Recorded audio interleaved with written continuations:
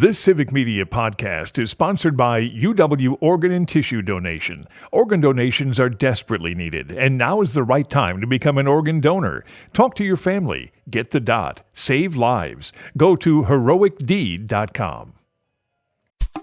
This is your WLAK Daily News Roundup for Lake Air, 107.5 FM and 1260 AM in Amory. For WLAK News, I'm James Kelly. Law enforcement authorities are asking Superior residents to be on the lookout after a missing Apple Valley man's car was found in the area. According to the Apple Valley Police Department, 42-year-old Shufao Zhang was last seen at a Richfield Target on January 14th after leaving his job at a Domino's in the area. On Monday, authorities located his red Toyota Camry in Superior. Zhang is described as a 5'8", 215-pound Asian man with brown eyes and brown hair. They believe he was experiencing a mental health episode.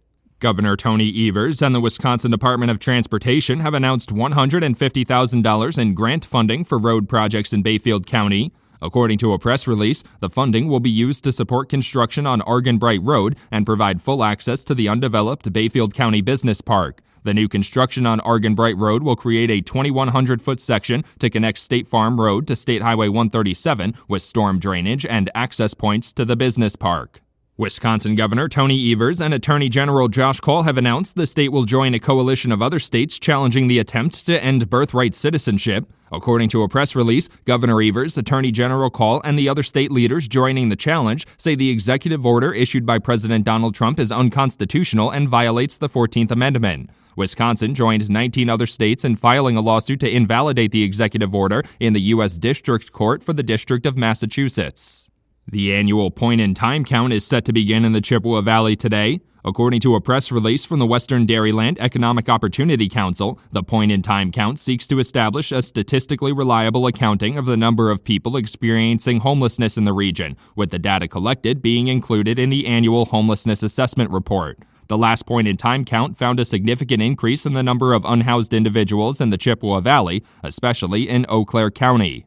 The Wisconsin Department of Revenue is reporting an increase in the amount of taxes and fees collected this December compared to previous years. According to their report, the state collected nearly $2.1 billion in general-purpose taxes and fees this year, up from about $2 billion last December. The increase represents a nearly 2% bump over the previous December, and in total, the state collected over 5% more than it did the previous year, with $9.7 billion this year compared to $9.2 billion in 2023. Wisconsin Republican lawmakers are planning to introduce legislation to return the evaluation of student test scores to previous benchmarks. The Department of Public Instruction made the change last year, changing the scores needed to reach certain achievement levels with new names. Supporters of the legislation say returning to scores that align with national standards will make it easier to compare scores to previous years and to scores from other states. Superintendent Dr. Jill Underly says the standards were updated but not lowered. A Spooner man has been sentenced after his conviction for operating while intoxicated with a minor passenger in the vehicle. According to court documents, 37-year-old Anthony Kaprowski was arrested in November of 2023 after driving to the Washburn County Sheriff's Office jail to pick up another intoxicated individual who had been arrested earlier. When he arrived, law enforcement authorities noticed he was also intoxicated and had driven to the facility with a 6-year-old in the car. Kaprowski pleaded guilty in a plea deal. Several Bayfield residents have been displaced following a Monday fire that destroyed an apartment building and tattoo shop. According to fire officials, the blaze broke out on South Broad Street just after 3 p.m. on Monday. Crews spent hours fighting the fire before it was extinguished, but the building was deemed a total loss. 5 people lived in the apartments above the tattoo shop, and employees of the shop will be out of work for a time, but none were injured. A GoFundMe supporting the displaced family has already raised thousands of dollars.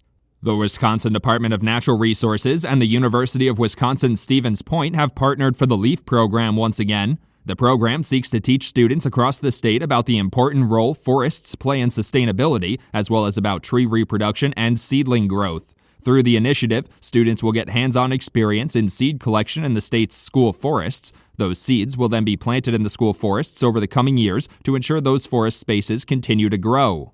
Wisconsin's minimum wage will remain at $7.25 per hour and $2.33 per hour for tipped workers as residents see neighboring states implement increased wage floors. With the start of the new year, neighboring Minnesota, Illinois, and Michigan have announced increases to their minimum wages, including tipped workers. In Wisconsin, however, the minimum wage has not increased since 2009. U.S. Bureau of Labor Statistics data also shows the 2009 minimum wage change would be equivalent to nearly $11 today if it kept up with inflation.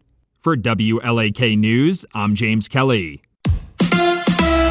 Marquette defeats Seton Hall. Hi, I'm Mike Clemens with sports. The Marquette Golden Eagles with a win on the road over Seton Hall. The final 76-59. A big night for Cam Jones, who led with 19 points after a poor showing over the weekend in their loss against Xavier. Head coach Shaka Smart. If you think about it, his role has changed so much in just, the last several months. But I've got to make sure I help him understand that heavy is the head that wears the crown, and there's no two people that applies to in this program more than him and me. Marquette hosts Villanova on Friday. The Badgers with a loss at UCLA, 85-83. The loss snapping a 7-game winning streak for the Badgers. They'll host Nebraska Sunday at noon at the Kohl Center. And in baseball, former Brewer and Yankee pitcher C.C. Sabathia voted into the Hall of Fame. The 6'6", 300-pound lefty came to Milwaukee in 2008 in that trade with Cleveland and led the Brewers to the postseason for the first time in 26 years. With sports, I'm Mike Clemens.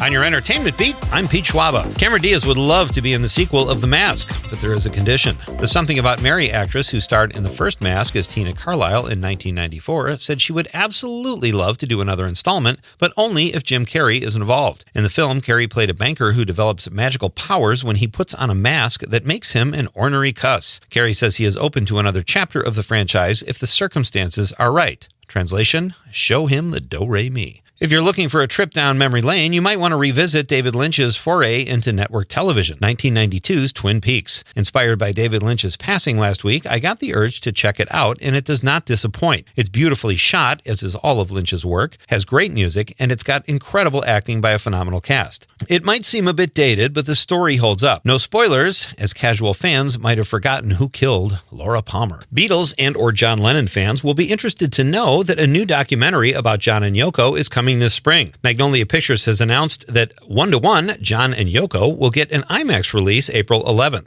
The film covers an 18-month period of John and Yoko's time in Greenwich Village in the early 1970s and features restored, never-before-seen footage. 1-to-1 will drop on Max for us streamers in late May of this year. Imagine not getting a role in a movie that is not live action and has no real humans because the producers tell you look like a Smurf. That is what happened to actor Josh Gad. Gad was up for a role in Avatar in 2009, but was told director James Cameron didn't think he had the right body type. Apparently, Gad has such a strange body they couldn't even change it with CGI like they did every other actor. For more insights, check out Gad's new book, In Gad We Trust. Award shows seem to always have issues finding hosts. Not so for the Grammys, who welcomed Trevor Noah back to MC the festivities this year, which will be his 5th consecutive. Variety reports that the Emmy-winning comedian will also be a producer on this year's show. The 67th Grammy Awards ceremony will take place February 2 at the Crypto.com Arena in Los Angeles. Speaking of hosts, Conan O'Brien is set to host the Oscars, but these days, announcing hosts of the nominating ceremony has even become a big deal. Academy Award nominations will be announced Thursday, January 23. This year, hosting the announcements will be comedians Bowen Yang and Rachel Sennett. If you want to watch the event live, you'll have to set your alarm, as the announcements take place at 7:30 a.m. The actual Oscar ceremonies are March 2nd.